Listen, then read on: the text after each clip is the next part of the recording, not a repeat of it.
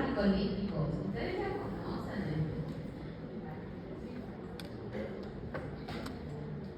simpático y no me recuerdo.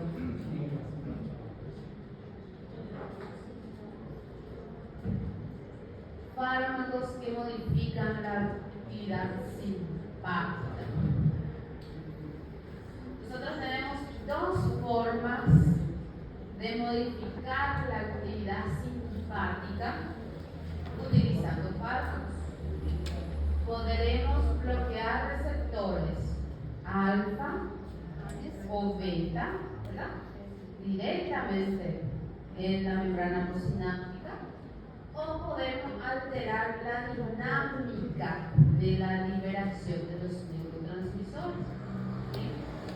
De ahí entonces vamos a ver nosotros a los fármacos alfa bloqueantes y a los fármacos beta bloqueantes, antagonistas de los alfa adrenoceptores. Aquí tenemos una tabla en donde vemos a los receptores, el tejido en donde se encuentran y la respuesta a su estimulación. ¿Sí? Eso van a verlo, ya lo vieron y lo volverán a ver más adelante. ¿Sí? Dependiendo entonces de cuál va a ser la afinidad del fármaco por el receptor, yo voy a tener aquellos que bloquean alfa, aquellos que bloquean beta, aquellos que bloquean alfa 1, alfa 1A, alfa 1B, aquellos que bloquean alfa 2, aquellos que bloquean beta 1, aquellos que bloquean beta 2 y aquellos que bloquean beta 3. ¿Sí? ¿Sí? Bueno, entonces vamos nosotros a por los alfa. ¿Sí? Consecuencias generales del bloqueo alfa y principalmente el alfa 1A. ¿Sí? El alfa 1 es el que predomina en los vasos sanguíneos y recuerden en el complejo que forma el sistema urinario, vejiga, uretra y en el varón próstata. ¿Sí? Bien, entonces, cuando nosotros bloqueamos receptores alfa a nivel de los vasos tenemos alfa, muchos alfa, pero también algunos beta. ¿Qué tipo de beta? 2. Bien. Cuando bloqueamos alfa y este bloqueo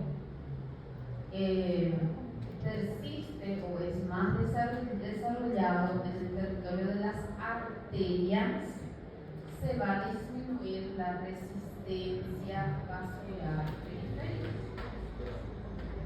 ¿Sí? ¿Sí? Eso.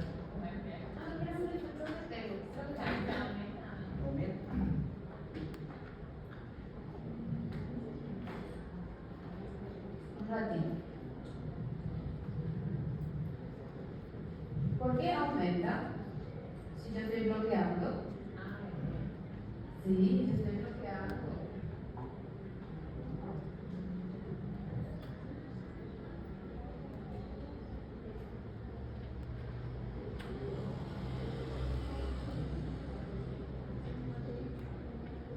¿Cuál es el efecto alfa que nosotros encontramos cuando el simpático actúa sobre el vaso?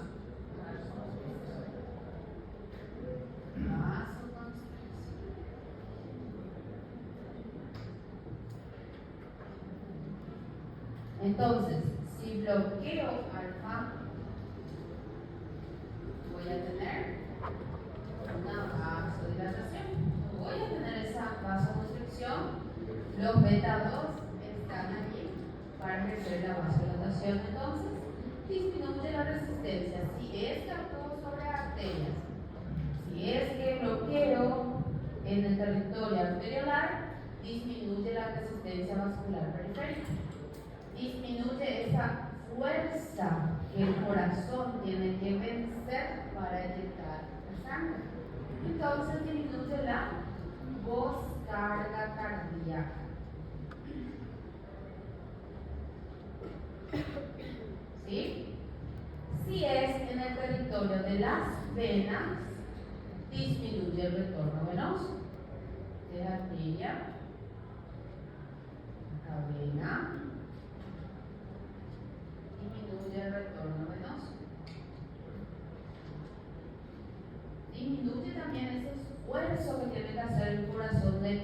tratar de relajarse o dilatarse un poquito más para que el volumen del llenado extra llegue a él, ¿sí? Entonces disminuye el retorno venoso, disminuye también la precarga cardíaca.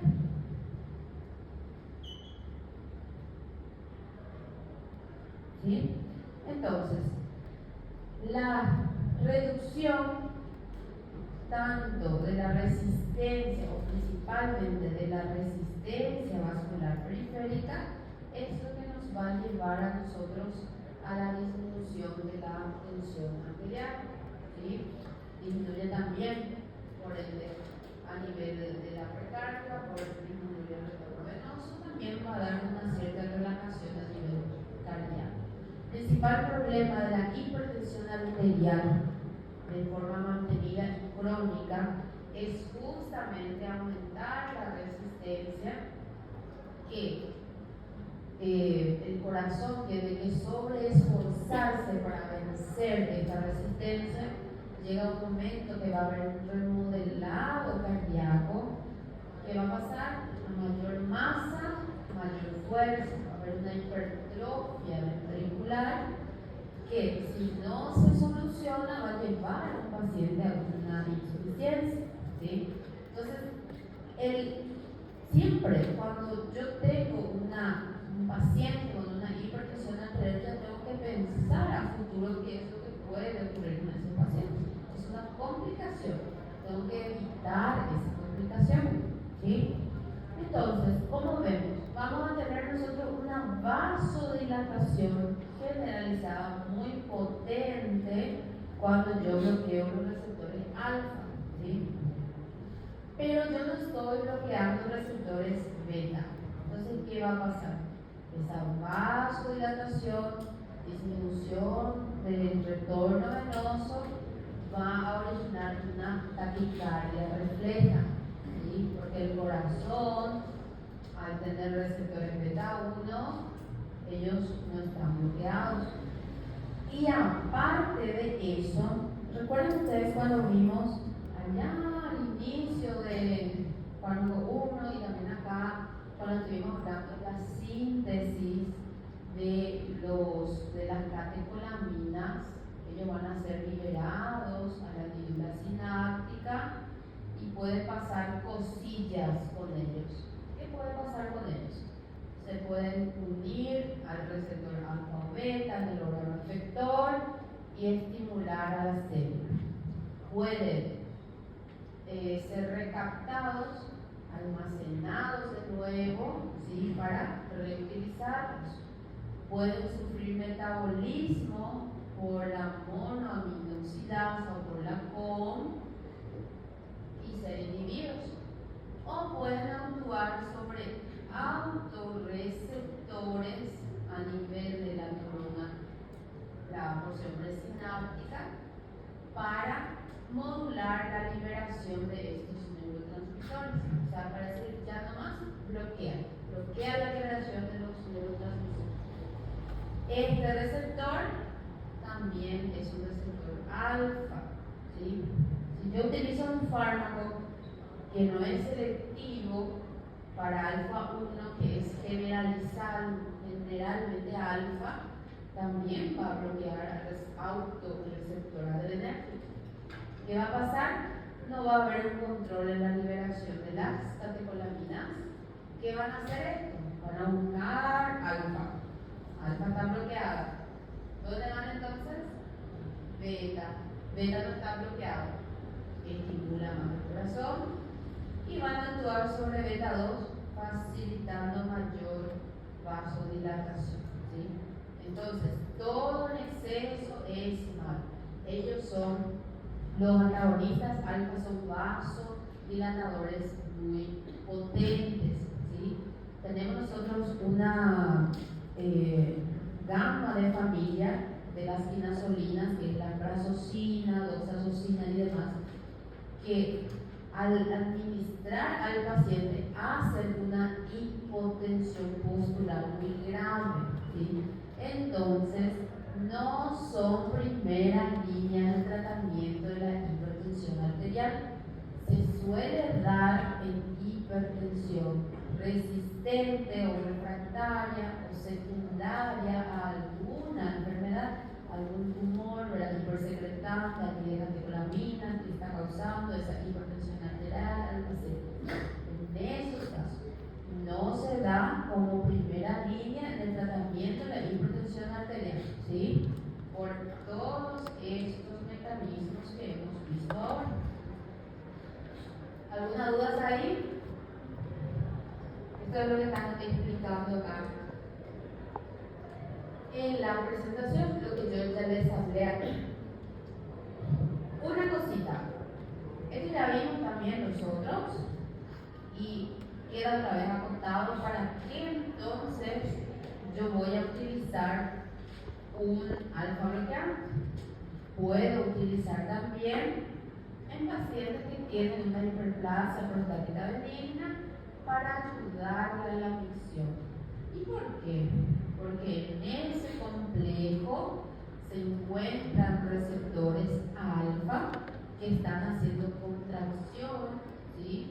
Del esfínter, de la próstata, de la cápsula prostática, del trígono vesical, ¿sí? Y en aquellos pacientes que cursan con aumento con la hiperplasia prostática, les dificulta bastante la micción.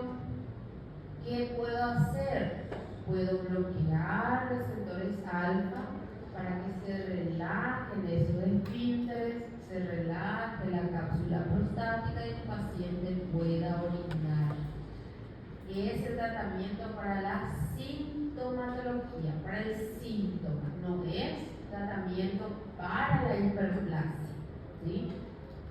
Entonces, uno de sus efectos no cardiovasculares va a ser en la hiperplasia o hipertrofia, que dice acá, la prostática benigna, va a facilitar la micción del paciente. ¿Por qué? Porque inhiben la contracción del trígono, el esfínter vesical y el músculo liso y prostático, ¿verdad? En realidad eso es lo que hace el fármaco alfa, ¿verdad? Porque el alfa contrae el antagonista. ¿Se entiende? ¿Sí? ¿Tienen alguna duda? ¿Me siguen todos? ¿O no? ¿O hasta ahora ya no? Bueno, entonces, acciones específicas. Ahí tenemos a nuestros fármacos. Tenemos a la prazosina, todo lo que son en el examen van a encontrar como socina, la terminación. Socinas, prazosina, doxazosina, terazosina, ¿sí? Ellos entonces van a ejercer vasodilatación, no son selectivos para vía urinaria, ellos son para los vasos, ¿sí? Vasos sanguíneos. Entonces van a ejercer un efecto vasodilatador, van a tener una disminución de la resistencia vascular y por ende pueden ser hipotensores. Pero esta hipotensión puede ser muy marcada, que es la que se ve principalmente con la prazosina, y se usa mucho la prazosina, ¿verdad? Entonces la hipotensión postural puede ser muy marcada, muy intensa. Hay que tener mucho cuidado en los más viejitos, que es donde más utilizamos estos fármacos, los más añosos. ¿Sí? En ellos hay que tener mucho cuidado en bajar mucho la tensión arterial. ¿Sí?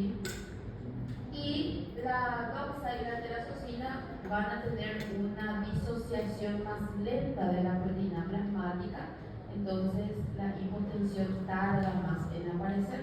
Entonces el paciente no suele cursar con hipotensión tan comúnmente. ¿Sí? Y tenemos aquí a mi alfusosina, después tansulosina, silodosina, que son selectivos para el área principalmente urinario, uretra, próstata, para tratar la hiperplasia prostática benigna. ¿Sí? ¿Reducen la próstata? No, reducen la sintomatología de la hiperplasia prostática, no es el tratamiento definitivo, ¿sí? Después tenemos otra familia también, que es la fentolamina, pero yo creo que esos dos fármacos anteriores es suficiente estudiarlos. Es los alfa para hipertensión no es una opción para nosotros, lo utilizan mucho más los especialistas, ¿sí? Entonces es bueno conocerlo, pero vamos a entrar muy profundo en él, ¿sí? Los beta-bloqueantes sí, ellos sí nos interesan mucho. Antes de salir de alfa-bloqueantes, ¿recuerdan para qué también podemos utilizarlos? Para el ataque agudo de la migraña. Sí.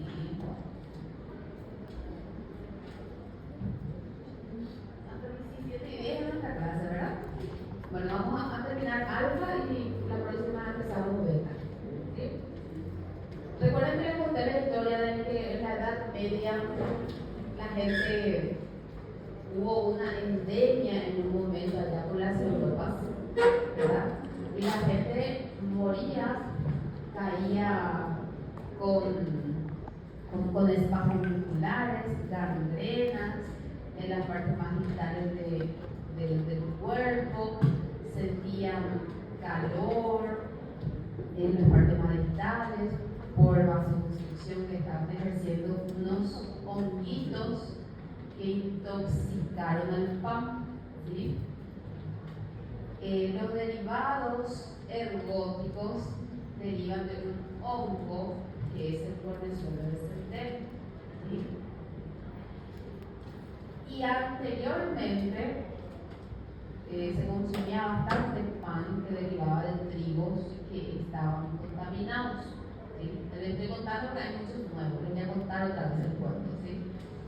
Anteriormente, el trigo estaba contaminado con el hongo, ¿sí? Entonces los pacientes presentaban signos y síntomas de intoxicación por culpa de estos honguitos, ¿sí? ¿Y cuáles eran esos signos y síntomas? Pues eran espasmos, eran cefaleas, eran cuadros psicóticos, alucinaciones, gangrenas en las partes más distales, y algunos caían nada más allí ya muertos, fallecidos. Entonces, ¿qué es lo que pasa? Estos derivados ergóticos actúan sobre receptores adrenérgicos, receptores serotoninérgicos y receptores también dopaminérgicos. O sea que tienen una amplia afinidad hacia los receptores. Dependiendo de en qué territorio ellos actúan y sobre qué receptores ellos van a estar unidos, vamos a tener un efecto agonista o un efecto antagonista. Entonces se dio la forma de traerle utilidad a ello, ¿sí? Y se utiliza en el ataque agudo, no crónico, agudo de la migraña, porque tema de examen.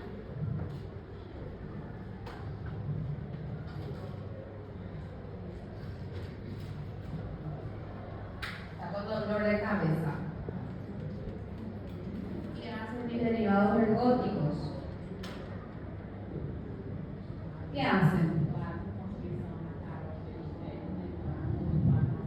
Tienen una intensa constricción en el territorio de la carótida externa y es antagonista de la constricción que se ve en la interna. ¿Qué hace entonces aquí? Es antagonista de dilatación. Muy bien, acá tengo contracción, acá dilatación. Pero ¿cómo puede en una contraer y en otra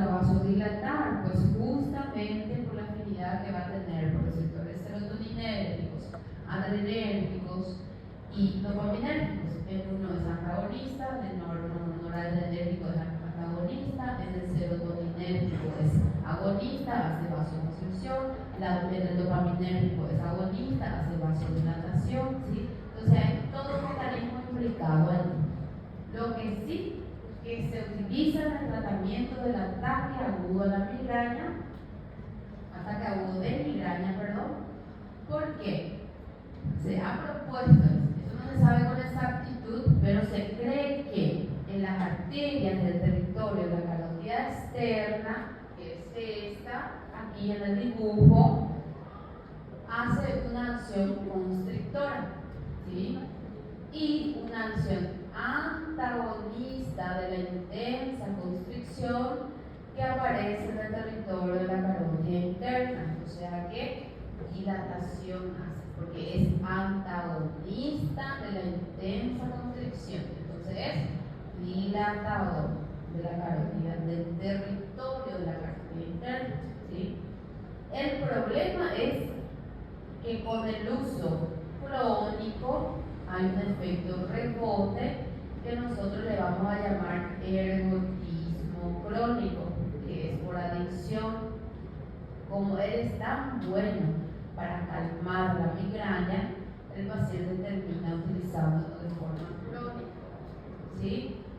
Entonces, hay un efecto de rebote que ¿qué pasa? Hay una vasoconstricción muy brusca y eso puede ser muy peligroso, ¿sí? Para el paciente, y esto puede generar desde cefaleas de rebote, extremidades frías, incluso gangrenas, ¿sí? Entonces a llevar en cuenta. Esto nosotros ya hemos visto, ¿verdad? Todo lo que yo les digo van a encontrar ustedes explicadito en la presentación, ¿sí? Tenemos ahí, su acción es compleja, interviene con receptores de dopamina, de serotonina, ¿sí? Y ahí tenemos también alguna que otra capacidad de interaccionar a nivel intestinal y uterino con la dihidroergotamina y los derivados en general ergóticos pueden producir por esto diarrea, suelen producir diarrea. Esto tienen que saber, este es un mecanismo de acción del derivado ergótico, específicamente la ergotamina es la que más se utiliza. La ergotamina tiene una fracción de absorción muy bajita, 5% más se absorbe. Generalmente se usa asociado a la cafeína para acelerar su absorción, ¿sí? Siempre van a encontrar así, ergotamina unido a cafeína. Y sus reacciones adversas justamente son estos efectos a nivel arterial, espasmos arteriales, ¿verdad? En situaciones crónicas pueden tensionar la íntima vascular y también puede generar dolor torácico, calambres, gangrenas, ¿sí? Entonces van a llevar en cuenta siempre eso. ¿Cuándo entonces vamos a indicar una ergotamina? Ataque agudo de migraña. No es para utilizar de forma crónica. Acá nosotros tenemos un fármaco que se llama Cefalex. ¿Sí? Cefalex. Entonces ahí uno se va a la farmacia y le pide algo para el dolor de cabeza. Le da el Cefalex, que es la ergotamina. Al paciente todo el día se queda tomando la ergotamina. ¿Cuál era muy bueno también para las cefaleas que vimos en fármaco también? ¿Qué vimos nosotros en fármaco 1? AINES. ¿Por qué no le damos AINES? Porque no sabe de reacciones adversas, ¿sí? ¿Cuándo vamos a indicar entonces nosotros un antagonista alfa? Hipertensión esencial. Aquella hipertensión que ya dijimos no es controlada con ningún otro antihipertensivo. Hay una causa secundaria, hay alguna contraindicación muy grave de utilizar otro antihipertensivo. Hipertrofia, hiperplasia prostática benigna y ataque agudo de migraña. Aquí nos aparece el feocromocitoma. El feocromocitoma es una causa secundaria de hipertensión arterial, no suele ser el tratamiento definitivo de fibromuscitoma con antagonista alfa. El tratamiento es la cirugía. Entonces, vamos a indicar nosotros en hipertensión esencial que ya entra en el grupo acá la fibromuscitoma como una causa secundaria, hipertrofia, hiperplasia prostática benigna y ataque agudo de migraña. Y vuelvo a recalcar, agudo, no crónico. ¿Cómo? No, ya que demasiado temprano es para ir tirando picas.